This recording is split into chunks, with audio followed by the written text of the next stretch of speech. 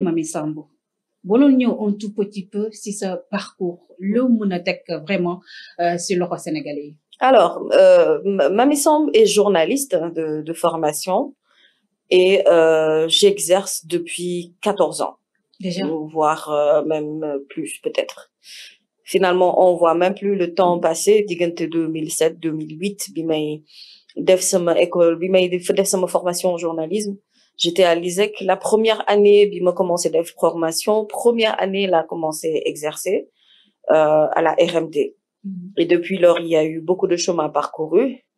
Depuis lors, il y a surtout eu beaucoup d'années de carrière ci radio parce que Mamy Samb nit ñi radio lañu ko njëkki xam avant ñuy découvrir le visage à la télé.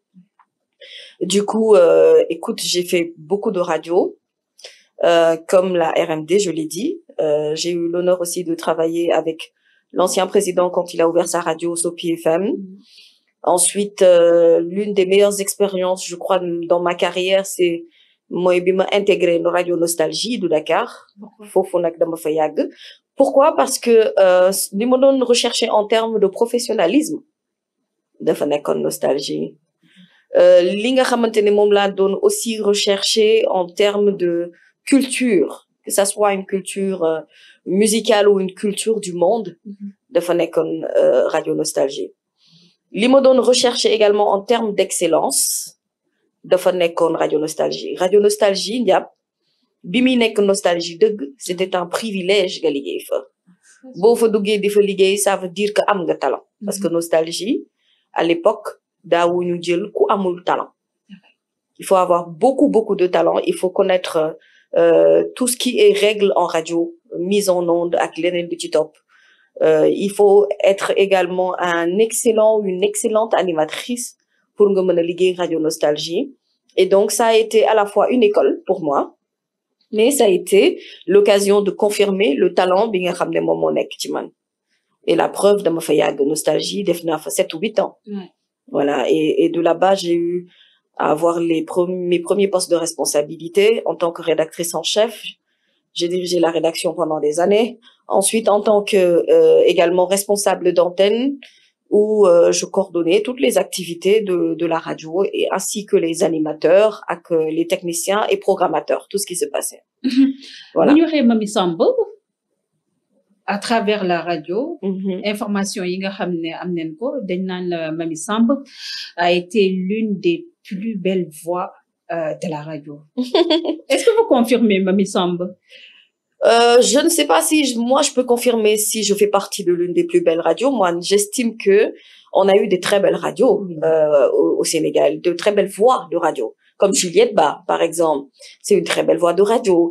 Comme Fatim O, c'est une très belle voix de radio. Comme Marianne, qui faisait RFM matin, aussi c'est une très très belle voix de radio. Waaw, dëgg la. dëgg la émission bi français lay doon. te émission bi wolof la. te émission bi wolof la ma góorgóorlu lu ma mën rek. yàlla xam ne nen ñu góorgóorlu. du yow rek de waaye man mii sama jëmmi bopp damay am problème boobu. je te jure. Alors Sénégal bari na ay baat yoo xam ne mën nañu wax ne. mooy baat yi gën a neex ci Sénégal. mënuma enfin bu nit ñi waxee ne xëy na bokk naa ci. ñi nga xam ne seen baat dafa gën a ràññeeku ci rajo. mën naa leen ko nangul mais daf ci am ñu bari ñoo xam ne vraiment. Également man dama leen sopp naw leen ci seen liggéey ci rajo. Voilà que comme Juliette Ba comme ku mel ni Fatim O wala ku mel ni Marianne Ndiaye bi doon def RFM matin ñooñu c'est de très belles voix de radio. Après nag xëy na le fait que nit ñi di accroché wu sama baat c'est parce que dama am dès le début de ma carrière l'occasion et l'habitude may yee sénégalais yi. À travers les matinales de radio yi ma doon def. Donc xam nga finalement baat bi lay yee tous les matins da ngay dem ba da ngay habitué ci baat boobu boo ko déggul day am lu muy manqué ci yow. Je crois que loolu moo tax ñu jox ma méritu xëy na ñi bokk ci baat yi gën a neex ci rajo mais voilà pour man am na yeneen i baatu jigéen yoo xam ne macha allah ràññee nañu leen ci presse sénégalaise te def nañu également liggéey bu am solo ci média yi. Après 8 à 7 ans foofu la si Nostalgie foofu la sa aventure sur radio Yémé wala après tu as eu à travailler ak yeneen radio de la place. Oui, après Nostalgie j'ai eu à travailler avec d'autres radios de la place. il fallait continuer et puis il fallait surtout me gën a challenger sama bopp. Voilà quand Coumba Gawlo Seck a ouvert sa radio aussi dafa soxla woon ku ko gérer programme rajo yi. bu fekk na yàgg naa ci rajo am naa expérience et puis amoon naa ay postes de responsabilité échelon bi ma waroon gravé bi ci topp c'était ma nekk directrice des programmes foofu ma lancé programme bi ma ko lancé ba rajo bi commencé dem après ma arrêté. Zik FM soxla ma dem Zik FM des médias liggéeyal Bougane Gueye Dany. foofu tamit yàgg naa fa je crois que def naa fa 6 ou 7 ans. xaw naa fa yàgg tuuti ba ni ma fa jugee je crois que après Zik FM nag c'est là où j'ai décidé que jot na que nit ñi découvrir baat bi làqatu ci ginnaaw kan moo nekk ban jëmm moo nekk ci kanam. baat bu neex bi les gens se demandaient mais kan moom baat bu neex bi. oui lan la war a dudd. oui voilà. non en vrai parce que je vais dire lu bizarre man musuma woon bëgg def télé jàpp. pourquoi. man dès sama formation xamoon naa ne rajo laa bëggoon def. parce que mythe bi nekkoon ci rajo daf ma neexoon. beneen bi mooy comme man dama xaw a yaay faale. donc dama doon bëgg di circuler tranquillement sans pour autant que ñu naan diw mooy diw. et ça me donnait l'opportunité de me protéger aussi parce que boo yàggee ci média da ngay xam ne souvent protection bi daf ci baax. wala nga xaar ba atteindre benn maturité bokk pour mën a def télé. il me fallait aussi ma xaar ba gën a am expérience bu gën a solide. pour que ma def télé. donc télé au tout début moo ma ne woon est-ce que di nga ko defee j'allais te dire jamais de la vie rajo rek laay def. waaw mais après à un moment donné je crois que j'ai senti que jot na que ma génn ci sama confort sama zone de confort bi ma nekk. rajo bi ma nekk maîtriser ko xam ko.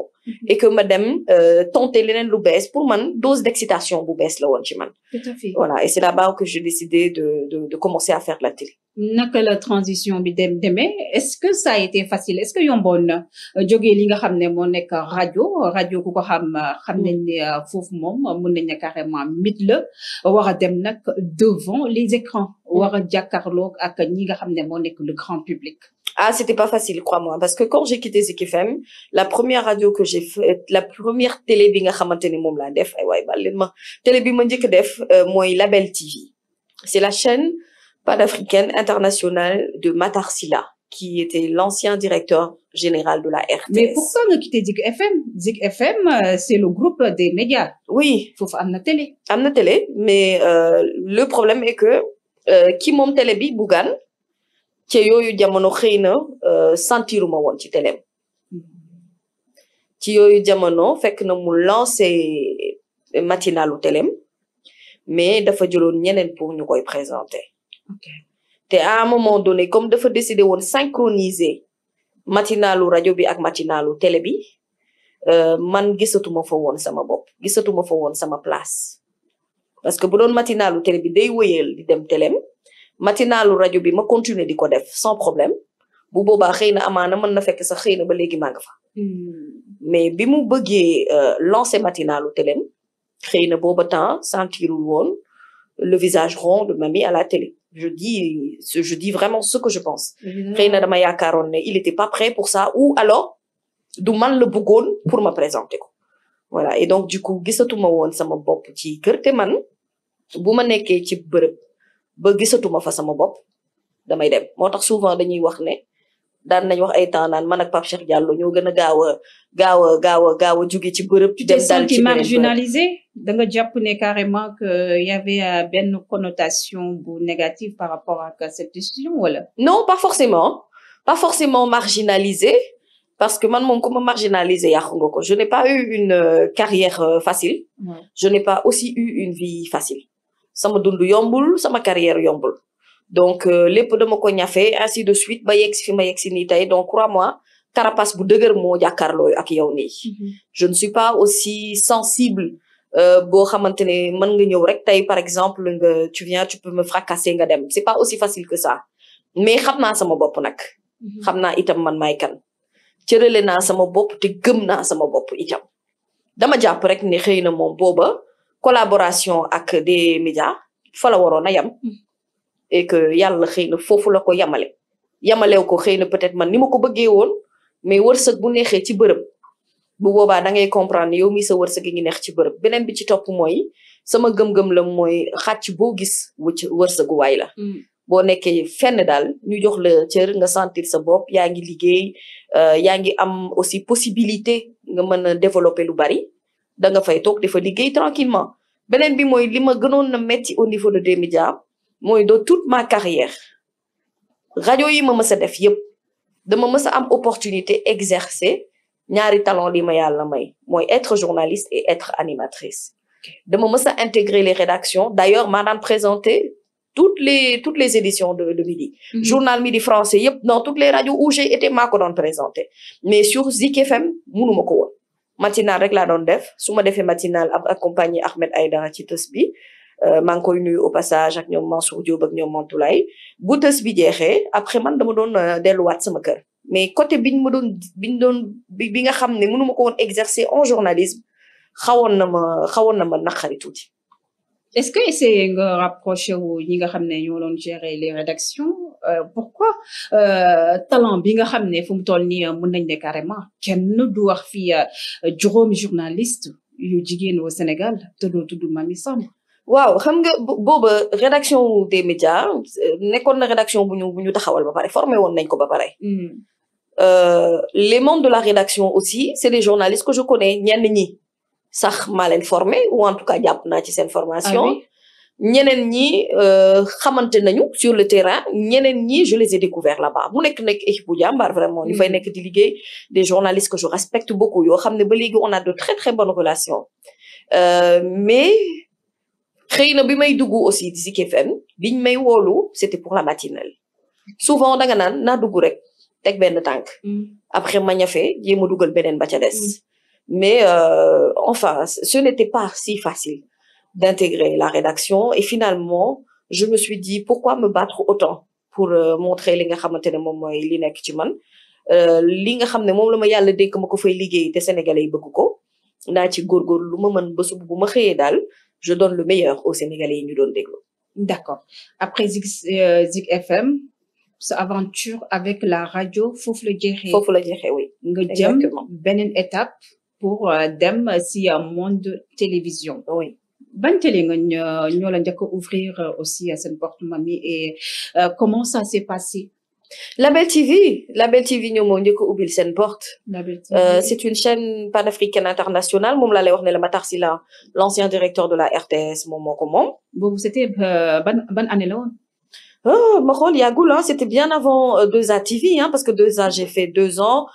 Je suis pas très forte en calcul mental, mais disons il y a 3 ou 4 ans derrière. Parce que label, il y a Goumafa. Label, j'ai fait, je crois, 6 mois. Après, j'ai quitté.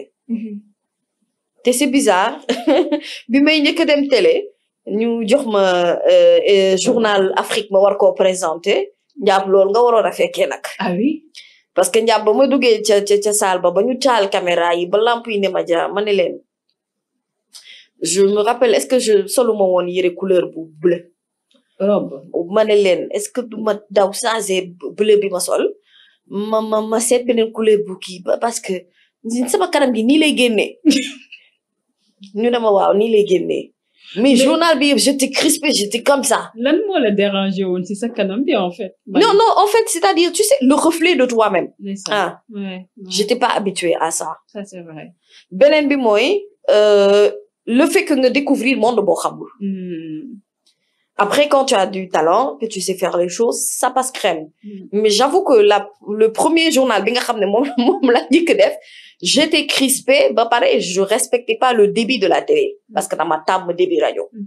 Et débit radio avec débit télé, voilà, débit radio, c'est plus rapide, c'est speed.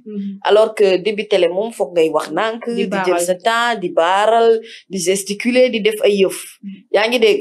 Donc, loolu yëpp, ça me posait problème. Mais je crois que après, j'ai eu un excellent formateur, qui était notre directeur des programmes, bu yàgg ci expérience média, en Côte d'Ivoire. Mon ma jàngal dëgg-dëgg les vrais pas, mes vrais premiers pas à la télé. Mais j'ai fait 6 mois, après, j'ai quitté. 6 mois, nga quitté Label TV. Oui. Après, Cap, vers fan.